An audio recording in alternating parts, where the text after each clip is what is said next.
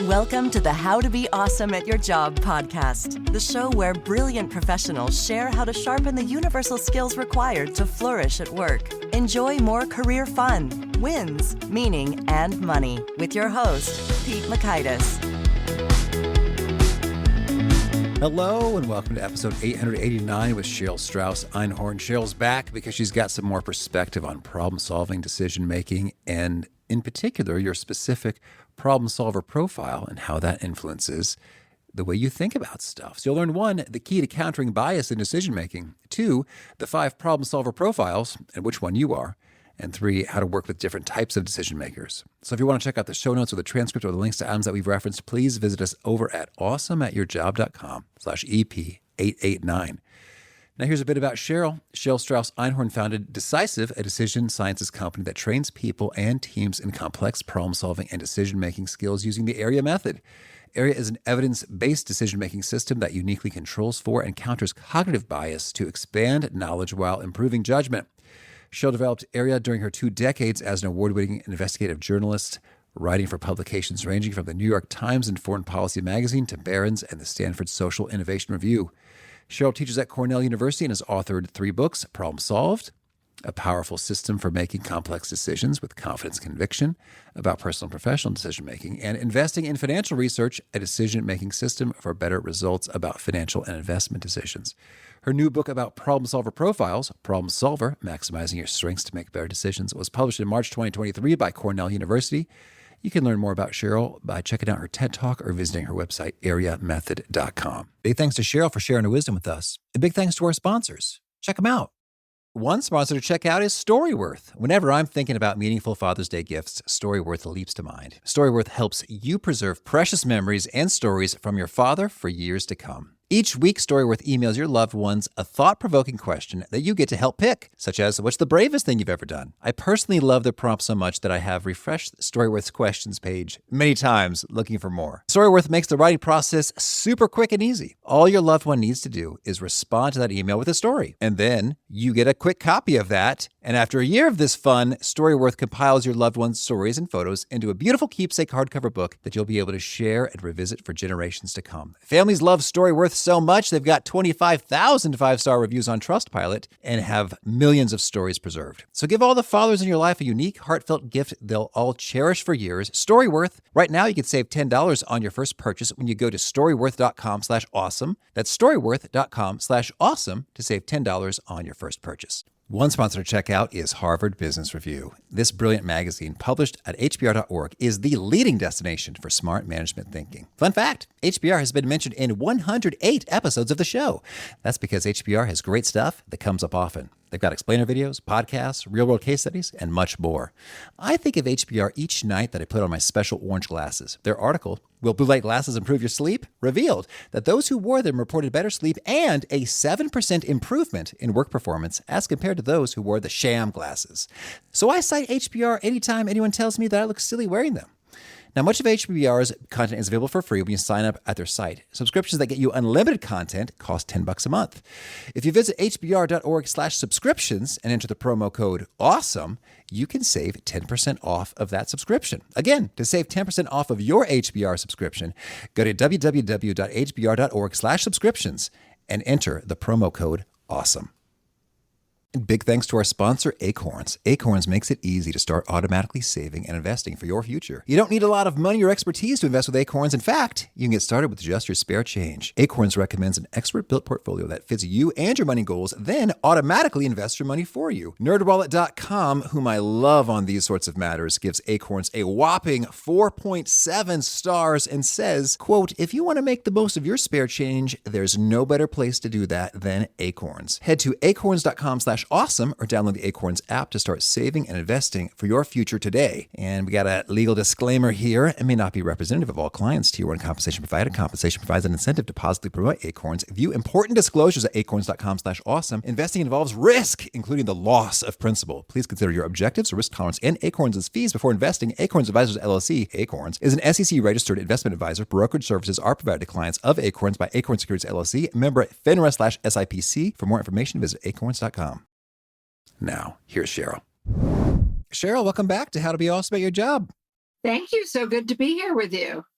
Oh, I'm excited to talk about your book, Problem Solver, and get some more insight into problem solving goodies. But one problem I understand you've been working to solve for years is the perfect spiced cookie. What's the story here? Oh, I'm always experimenting. They say that cooking is an art and baking is a science. So that means that you can keep experimenting until you find what you think is just right. Mm-hmm. And so when you say spiced cookie, what spices are we talking about here?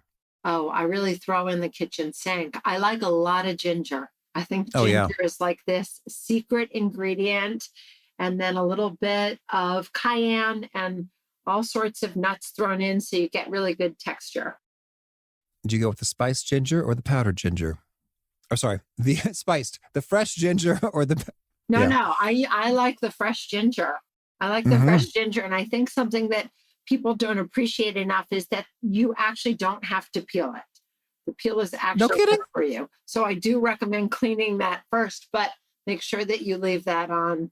Well, you've already blown my mind about 1 minute into the interview. So this bodes well for the future. Don't have to peel your ginger. Who knew? Okay. Well, talking about your book, Problem Solver, any particularly extra surprising or fascinating or counterintuitive discoveries you've made about problem solving while putting this together? Well, absolutely, because what the research talks about is that there are five dominant ways that people approach their decisions, and that each of these different decision making archetypes, I call them problem solver profiles, and that's why my book is called Problem Solver. Each of them has some beautiful strengths, but each of them also is correlated to a couple specific cognitive biases, those mental mistakes that can impede clear thinking. And therefore, each of them are actually optimizing for different things in their decisions. And if we can learn about which problem solver profile is ours, we can better understand why we engage with our decisions in the way that we do. What kind of information do we think is important for making a decision? And we can also learn how to make better decisions with others based on understanding the other problem solver profiles that are not our own. Oh, Cheryl, this is exciting stuff, and I'm eager to almost just dive in table format. What's the archetype? What are they optimizing for? What's their strength? What's their bias? But maybe before we get to that level of meat, could you first share what's at stake in terms of if we are great at problem solving versus just okay at problem solving? If we really know our archetype and we're dialed into it versus we are just blissfully unaware of that knowledge? I think it's a great question. The only thing that we truly have agency over in our lives are our decisions. And so our decisions are the data of our lives. If we feel confident as decision makers, if we have conviction that our decisions can move us forward into our good future, we can have a greater sense of wellness and of resilience. We can take on bigger challenges, and we feel like we can move through our day more easily. Mm-hmm. Certainly. Do you have any cool stories of someone who learned some of your stuff and was able to upgrade their decision-making, problem solving to see some cool results? Well, absolutely. My company, Decisive, we work with decision makers around the world. And what we've found is that as we begin to work with almost anybody, whether it is somebody who would like to help their aging parents find the right house or housing accommodation as they age, or whether it is somebody who's thinking about starting their own business, as people learn their problem solving skills and feel better about what actually is a quality decision making process, they feel better about themselves and they feel like they can reach their goals and their dreams. Cool. All right. Any particular goals and dreams reached that was super inspirational? Well, we recently worked with a team that had been together, a senior leadership team at an organization, a big international company. And what they had found is they had been working together for so long that they had sort of fallen into certain habits and patterns where they had some preconceived notions about who they could work well with. and who they kind of wanted to go around. And by working together to uncover these problem solver profiles, they now really felt like they could reduce their friction and work better together because they understood why each person was approaching a decision a certain way, why they were asking the questions they were. They weren't being sluggish or slow or confrontational, but they needed to understand certain parts of the process in order for them to feel confident in the decision that they were making. And it really amplified and reignited what this team could do together and for the company. All right. Well, and Cheryl, I'm curious in terms of our direction here. Do you think it would be worthwhile to provide a refresher on the AREA method for those who missed our first interview, or you think we can jump right into the archetypes? I'd be happy to give a refresher. So AREA is an acronym for my system of complex decision-making that uniquely controls for encounters cognitive bias so that we can expand our knowledge while improving our judgment.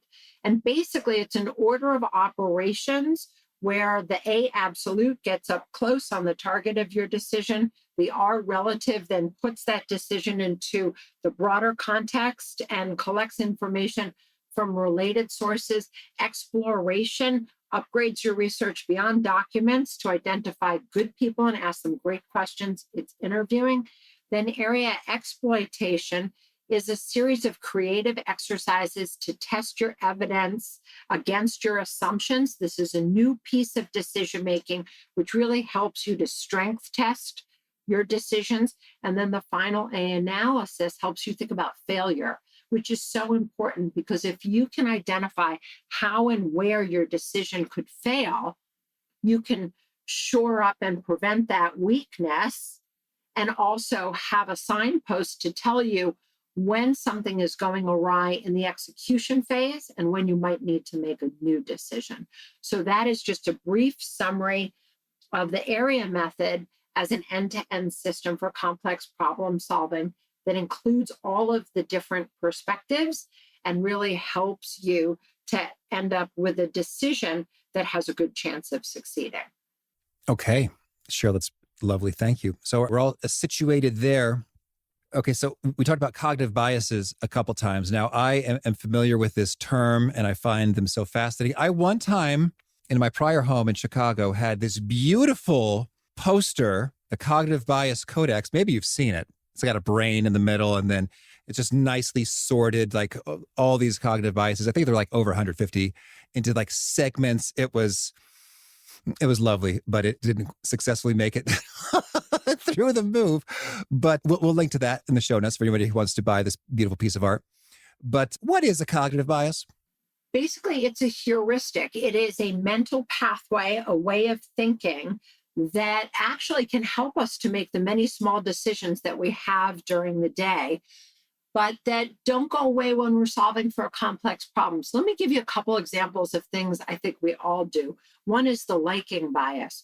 We tend to overweight information that comes from somebody that we like. Or the planning fallacy, which is even if we've done a task before, we may believe that it can be done faster than actually the number of steps and the time that it takes. Or another one is the confirmation bias, where we look to confirm a favored hypothesis instead of thinking about disconfirming data, which has far more diagnosticity. So those are just a couple of examples of how we sort of move through the world to help us go a little faster, but that don't necessarily help us to really be present in the moment to think about the decision that we're actually facing on its own. Oh, that's good. That's good. And I pulled up the image of the Cognitive Bias Codex in terms of it has categories like, why do we have these shortcuts? Well, it's sort of unclear. What should we remember? We've got too much information. We can't make enough meaning out of something and we crave meaning, or we got to act fast and we can't analyze every tidbit. Our brain likes to conserve energy and it likes to take these shortcuts, and it definitely allows us to multitask. I mean, if you're in the supermarket and you know exactly where the box is in the cereal aisle that you want to get, you can also be on the phone and, maybe thinking about, something from earlier in the day. So you can be doing many things, But by reducing that cognitive load, it's also not actively thinking through whatever it is you're facing. That's great. All right, so lay it on us. These archetypes, we've got the adventurer, the detective, the listener, the thinker, the visionary. But I guess that's alphabetical. Is that how you'd like to, the sequence you'd like to move in, or should we go at what's your order of preference?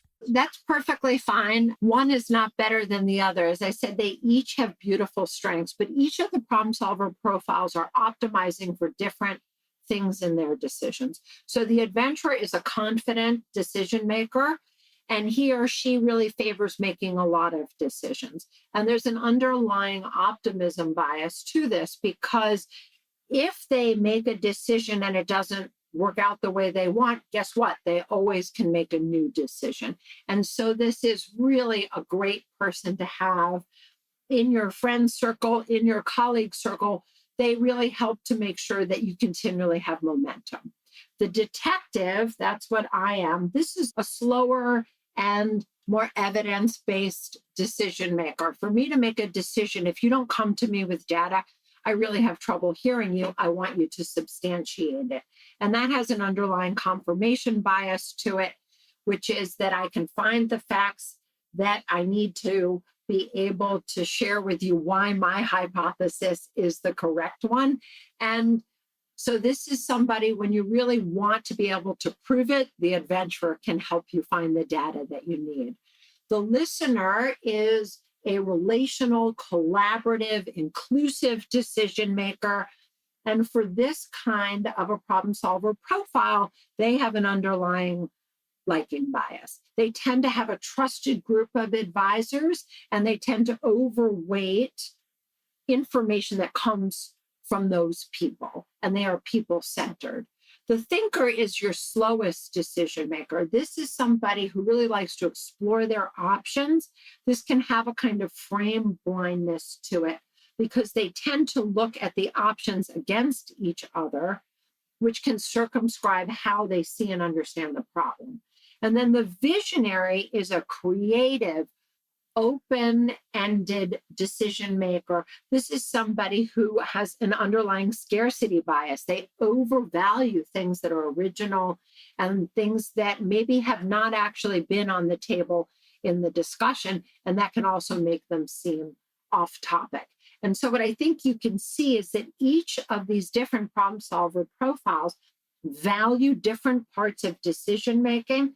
And in order to make better decisions alone and with others, you can really rapidly build trust and increase the speed of your decision making by knowing the problem solver profile of the people who you're making decisions with, so you can come to them with what it is that they need to be able to discuss the decision. Okay, well, so let's do a rapid recap there. So the adventurer is optimizing for what? Forward momentum. Forward momentum. And their cognitive bias is? Optimism bias. All right. And then the detective, they're optimizing for? Data. And their bias is the confirmation bias. And the listener is optimizing for what? Collaboration, cooperation. Mm-hmm. And their bias is what? Liking bias. Uh-huh. And the thinker, likewise? The thinker is somebody who wants to understand their options, and a bias that would be associated might be the relativity bias. And how do we define the relativity bias? Relativity bias is like the frame blindness. They see the world in a relative this versus that. Oh, right. Option A versus option B. Yeah. Mm-hmm. And finally, the visionary? The visionary is, creative and really optimizing for originality. And one of the biases associated for them would be the scarcity bias. And in my book, I go through this in much more detail, and I give you lots of what I call cheetah sheets.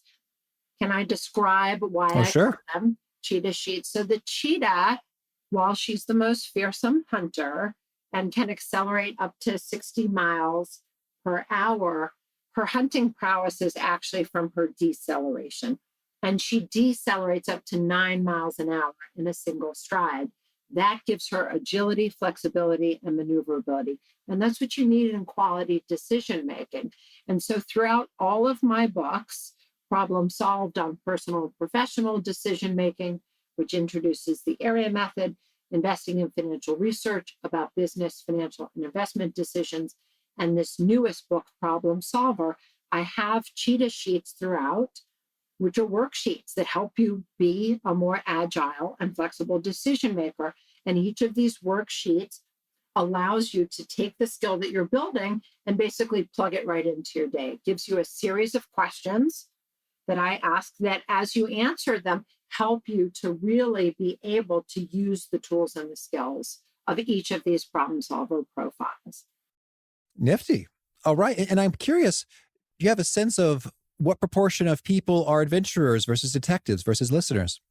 So far, I've collected information from well over 5,000 people. And for the people that take the problem solver profile, we do have the largest group as thinkers. And I've been thinking about why that might be. And one of the things that occurs to me is a thinker is going to be very open to taking a quiz to help them to self-identify how they make decisions. They want to understand. The action for them is between the ears. They want to know the why. An adventurer might hear about the problem solver profiles on a podcast like this and say, I don't need to take the quiz. I know I'm an adventurer. Again, that forward momentum and the different ways that people are thinking about how they make their decisions and the time to the decision. Okay. And perhaps to make it all the more real and concrete, could you walk us through a problem to be solved or a decision to be made and how each of the 5 archetypes would approach it? You know, one thing that I think is in all of our common experience might be going out to dinner with the 5 problem solver profiles. And you get the menu, and the adventurer looks at the menu, sees something on the menu that speaks to her, and she can put the menu down. She doesn't have to read the whole menu because it's not about all options. It's about picking the first one that seems good to her. The detective looks at the menu, notices that one of them has olives, loves olives, and thinks about, okay, based on that specific ingredient, that's a dish that I'm probably going to like. The thinker looks at the menu and thinks about, well, what else have I had today? How do I want to balance out my diet for the day? And maybe thinking about all of the eating that he or she has done as she looks at the menu to pick the dish. The listener may be waiting to hear what all her friends order because she wants to hear what they think sounds good as well. And the visionary looks at the menu, likes the dish that has the olives, but looks at another dish and sees that the sauce might be better on that particular dish and creates something of her own. So just from that example, I think you can see again that these different problem solvers are either skipping to decision making or staying in problem solving from very different vantage points. Okay, now I have my own guess, but I'd love for you to diagnose me.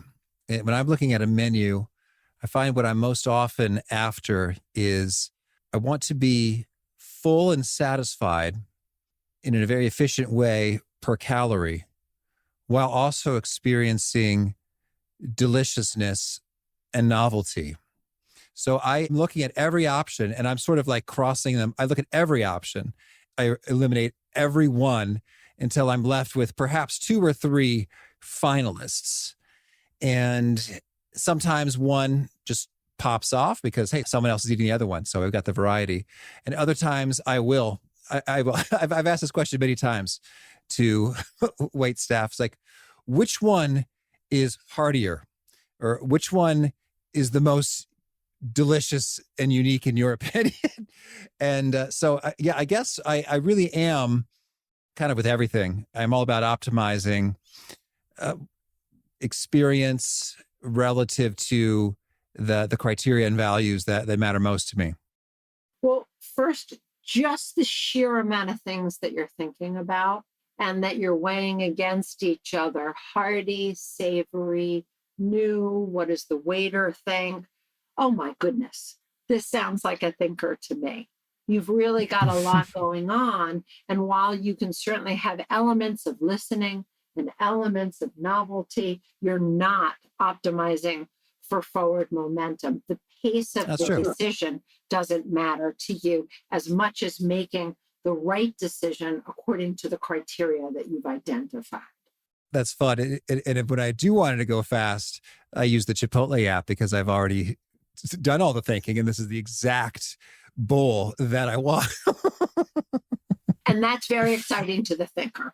The thinker, having it be like the three bears, just so, that's important. And that is in part why the thinker is such a slow decision maker, because the thinker has huge loss aversion. They are not optimizing for the best possible outcome. They are optimizing to mitigate the downside risk. It's true. I have had moments in a restaurant where I have intense regret. Like, I absolutely should have ordered what you were ordered. And I regret having made the choice that I did. And that is something that really plagues the thinker. And regret is an emotion uniquely about our decisions. And it's a very difficult decision. It's a very difficult emotion. Mm-hmm. All right. So let's say we are resonating with a particular archetype, or we take the assessment.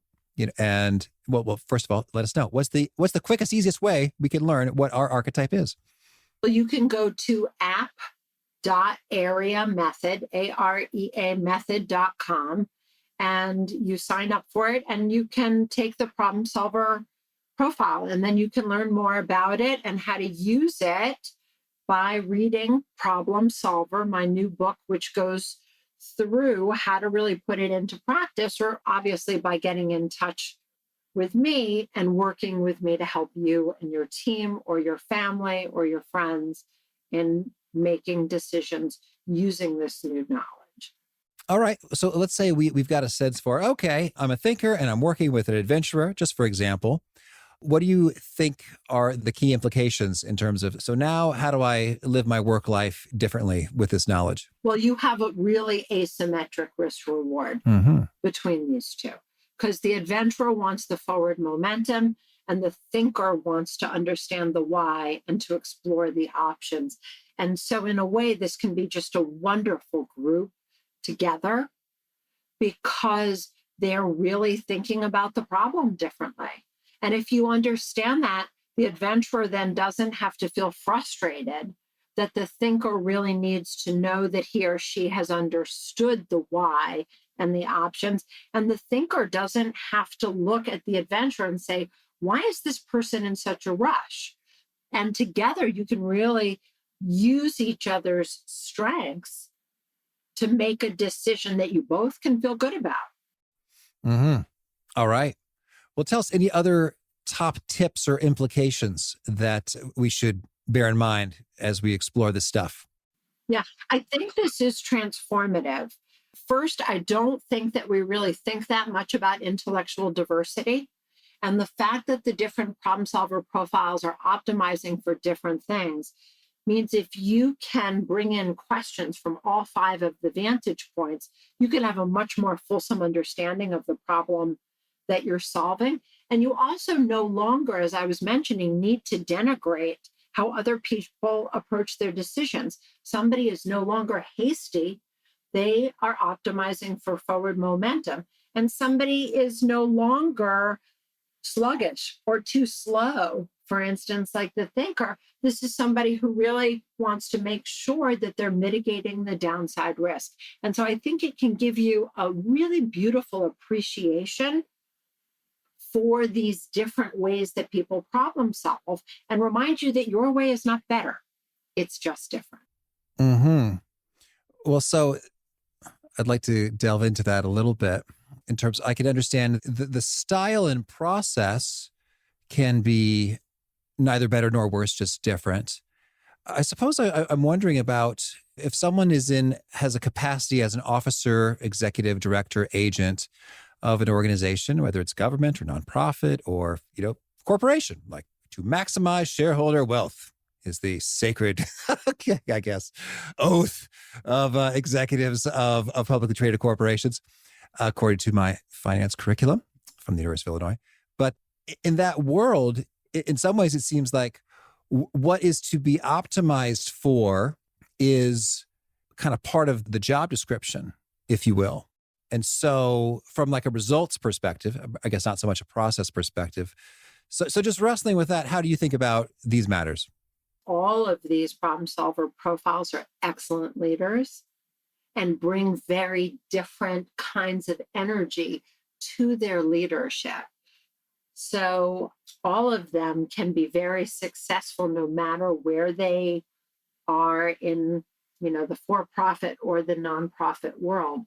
But just like when we all were going to school and we needed to figure out how to succeed for a particular teacher, when you're working with different problem solver profiles, you will have an easier time building trust, strengthening the relationship, and making more successful decisions together if you have a window into which of the problem solver profiles they are. All righty. Cheryl, any final thoughts before we hear about some of your favorite things?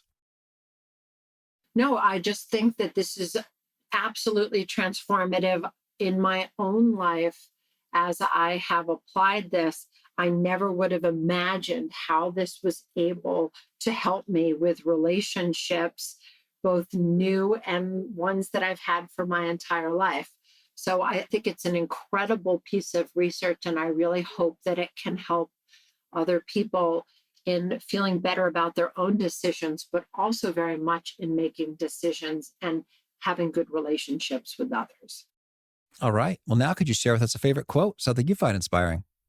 Yeah. So one of my favorite quotes is, if you think you can or if you think you can't, you're absolutely right, which I think was said by Henry Ford. And, this is really about you putting in some of your own motivation and your own effort. And it's this idea that the agency that you bring to something is what really can help you to succeed. Okay. And can you share a favorite study or experiment or bit of research? I've got a favorite study or piece of research, which is this research study about teachers, that the most success that the students have is in part by having a teacher who really believes in them. And I would think that this would be true outside of the world of education, that having somebody who really believes in you helps to give you incredible motivation and resiliency. All right. And a favorite book? One of my favorites is The Art of Learning by Josh Waitzkin. He is a former chess champion and also a champion in the world of martial arts in what's called push hands. Mm-hmm. And a favorite tool, something you use to be awesome at your job? I would say one of the things that I use is this idea of not leaving before you leave. When I finish something or get up from the day or finish a meeting, I stay with whatever that topic is for a few minutes after to sum up my thoughts and make sure that I can re-enter well. All right. And a favorite habit? Well, I think that it's this same idea of not leaving before you leave. All right. And is there a key nugget that you share that really seems to connect and resonate with folks? They quote it back to you often?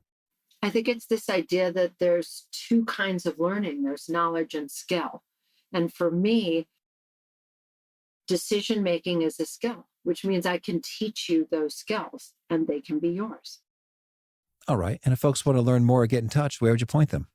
I would point them to my website, which is areamethod.com, AREA method.com. And there you can learn about my books and my research and my articles and get in touch to work together. All right. And do you have a final challenge or call to action for folks looking to be awesome at their jobs? Yeah, if you can invest in your decision-making, it can unlock everything that you're doing personally and professionally. All right. Cheryl, thanks for chatting and good luck with all your decisions. Thank you so much for having me today and for this conversation. I really appreciate Cheryl's perspective associated with what are you naturally inclined to be biased toward and optimizing for. And I think that glimmer of awareness is so handy in terms of saying, oh, this is probably what I'm doing naturally. And is that optimal here? And who might I want to reach out to complement my efforts? So again, if you want to check out the show notes or the transcript or the links to items we've referenced, please visit us at awesomeatyourjob.com/EP889. Hope to catch you next time. And peace. Thanks for listening. To get the most out of the show, we recommend 2 key things. First, check out the extra resources at awesomeatyourjob.com. You can find this episode's transcript and links, as well as the perfect episode for your situation. You can search the full-text transcripts of hundreds of episodes or explore episodes tagged by topic and competency covered. Second, subscribe to the podcast and get future episodes automatically. You can subscribe by telling Siri and several other smartphones and speakers, subscribe to the How to Be Awesome at Your Job podcast, or by tapping subscribe in your podcast player of choice. If you'd like some extra help figuring out podcasts and how subscriptions work, visit awesomeatyourjob.com/subscribe for guidance. Hope to catch you on the next episode of How to Be Awesome at Your Job.